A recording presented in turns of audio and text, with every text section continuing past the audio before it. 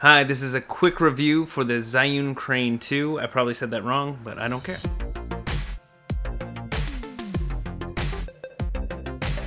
Here's some tips just to help anyone who's looking at buying the Crane 2. The Crane 2 is great. It's awesome. It can take a lot of weight, I think 7 or 8 pounds, which is plenty if you're using a mirrorless camera or a DSLR. I use a 5D Mark IV with a 24-70 most of the time on it, and it kills it. There's lots of power in the motors, you can get a lot of stability, and I've always found it to work great. Like, right out of the box. It takes 2 seconds to balance, and then I'm rocking. I previously used the Ronin-M, Ronin-MX, the Mobi Pro, the Moza Air, and I definitely think the Crane 2 is the best solution for quick on-the-go use.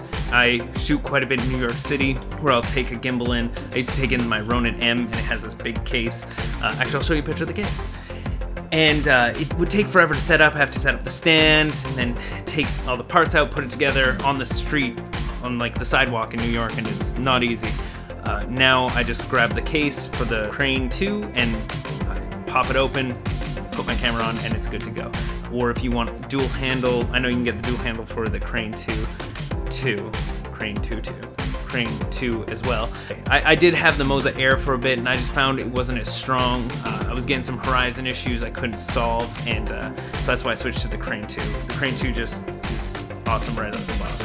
If you're a Canon user and you're wondering if it's compatible with the focus dial, it is. I had a little trouble figuring out how to hook the USB into my 5D Mark IV. The 5D Mark IV has a USB 3 connection, and the cable that comes with it is only half of the connection. So you have to plug the connector into half, the bottom half of it, and it'll work.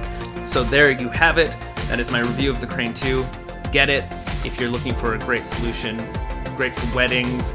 It's great for quick, on the spot. If you're a one-man show and you're just trying to pop your camera on a gimbal, and you have a lighter camera that you can use on a gimbal, that's great. Want to get right to the point, let you know my thoughts on it, and not take too long.